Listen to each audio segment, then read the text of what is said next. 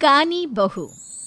किशोरी लाल जी के बेटे राघव की शादी की बात जगह जगह चल रही थी, लेकिन किशोरी लाल जी को कोई लड़की पसंद ही नहीं आती थी। और उसकी एक ही वजह थी, किशोरी लाल जी का लालची होना।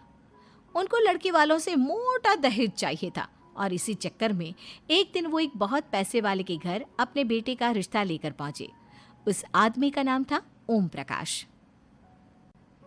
देखिए किशोरी लाल जी, मेरी एक ही बेटी है और मेरी सारी संपत्ति जायदाद सब कुछ मेरी बेटी नैना का ही है।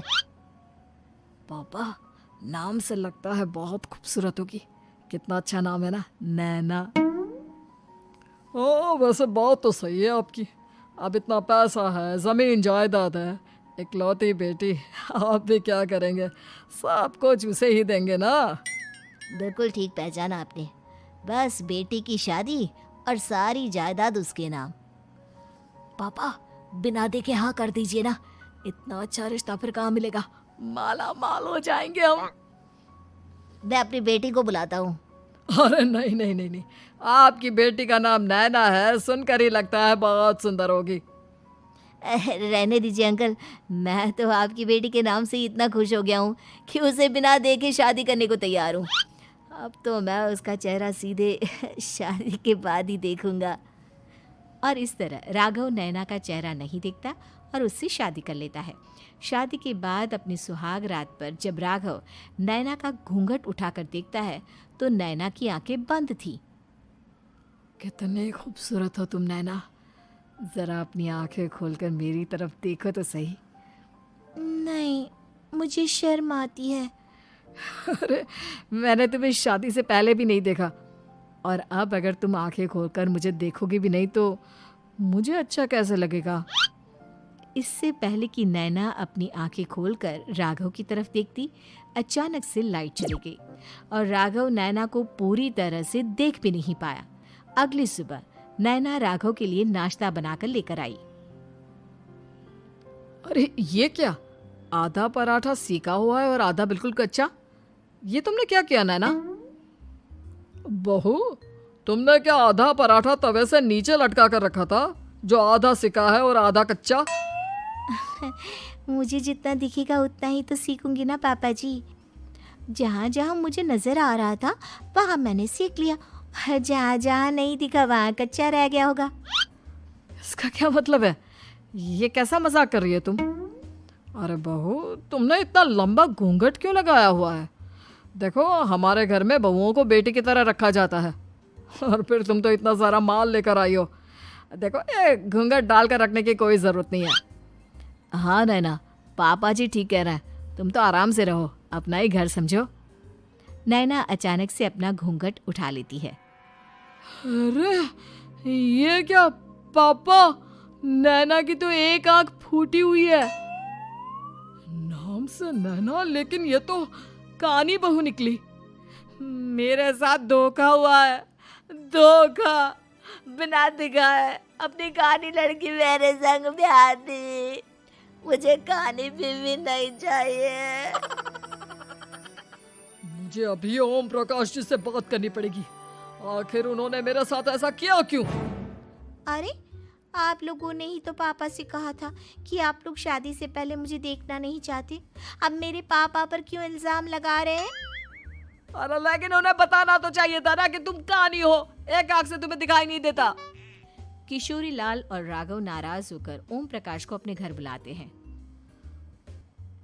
पापा जी, ये आपने क्या किया? शादी से पहले बताया क्यों नहीं कि नैना की आंखों में परेशानी है? अरे, आप ही ने तो लड़की देखने से मना कर दिया था। अरे लेकिन आप बता तो सकते थे। आपको तो हमारी बेटी की प्रॉपर्टी चाहिए थी, वो भी पूरी की पूरी। अब क्या हुआ अगर उसे आधा दिखाई देता है? प्रॉपर्टी तो आपको पूरी मिल गई ना। अरे ये क्या बात हुई? मेरी शादी प्रॉपर्टी से नहीं, आपकी बेटी से हुई है। अब ये तो पहले सोचना चाहिए था, तब तो मेरी प्रॉपर्टी देखकर तुम्हारी जुबान लप लपा रही थी। लेकिन मैं कानी लड़की को अपनी बीवी बनाकर नहीं रख सकता। पापा, कुछ करिए ना आप। हाँ, करता हूँ। देखिए ओम प्रकाश जी, आप हमारे साथ ऐसा नहीं कर सकते। और तुम देखो, अगर तुमने मेरी बेटी से शादी तोड़ी ना, तो जो भी प्रॉपर्टी मैंने तुम्हें दी है वो तो पूरी की पूरी वापस ले ही लूँगा, और आधी प्रॉपर्टी तुम्हारी भी लूँगा। अरे मेरी आधी प्रॉपर्टी भला क्यों लेंगे आप? इसलिए क्योंकि मेरी बेटी को आधा नज़र आता है और उसकी नज़र अभी तक तुम्हारी आधी जायदाद पर ही पड़ी है। अब तुम उसे घर से निकालोगे तो कुछ तो लेकर जाएगी ना। और अगर हम आपकी बेटी को अपने घर की बहू बना कर रखे तो? तो तुम्हारी पूरी प्रॉपर्टी तुम्हारी ही रहेगी, और जो मैंने तुम्हें दिया है ना, उसमें से बस मैं आधा लेकर जाऊंगा। अरे लेकिन अब आप अपनी दी हुई प्रॉपर्टी में से आधी वापस क्यों लेकर जाएंगे? अगर मैं आपकी बेटी को अपनी पत्नी बनाकर रखने को तैयार हूं तो? इसलिए ताकि भविष्य में अगर तुम मेरी बेटी को धोखा दो तो उसके पास कुछ तो रहे जो पति का हो। वैसे मेरे पास तो बहुत कुछ है, लेकिन अपने पति की कोई निशानी तो उसके पास होनी चाहिए ना। अब अगर तुमने मेरी बेटी को कानी कहा तो तुम्हें प्रॉपर्टी भी कानी ही मिलेगी, पूरी नहीं। जमाए राजा। किशोरी लाल और राघव समझ चुके थे कि वो बुरी तरह फंस चुके हैं और अब उनके पास वहां से निकलने का कोई चारा नहीं है। अब समझ में आया ना, लालच बुरी बला होती है। एक तो तुम्हें प्रॉपर्टी मिली, ऊपर से बीवी मिली, उसमें तुम्हें नखरे भी दिखाने हैं। आए बड़े, चुपचाप बैठो दोनों। कुछ दिनों के बाद नैना राघव की कार लेकर बाजार घूमने निकलती है और जब कार लेकर वापस आती है, ये क्या? एक तरफ से मेरी गाड़ी पूरी खराब हो चुकी है।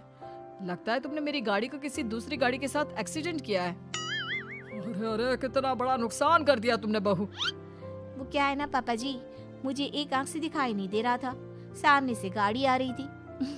मुझे तो सिर्फ आधा ही दिखाई दिया और वो गाड़ी मेरी कार से रगड़ते हुए निकल गई। अब मैं क्या करूं बताओ? आप इसे ठीक कराने के पैसे कौन देगा? तुम्हारे पापा। तुमने मुझसे इस तरह से बात की? अभी रुको।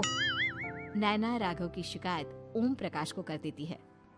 देखो राघव, अब जो मेरी आधी प्रॉपर्टी तुम्हारे पास थी ना, उसमें से आधी और मैं लेकर जाऊंगा, क्योंकि तुमने मेरी बेटी को डांटा।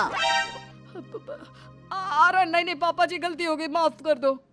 गलती की तो कोई गुंजाइश ही नहीं।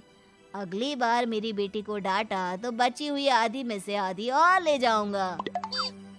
लालच के चक्कर में हम दोनों ने बहुत बड़ी गलती कर दी बेटा।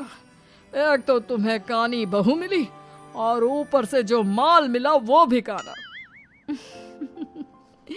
इस तरह राघव की हर एक गलती पर ओम प्रकाश उसकी प्रॉपर्टी का आधा आधा हिस्सा लेकर अपना सारा माल वापस ले गया और राघव को कानी बीवी से काम चलाना पड़ा।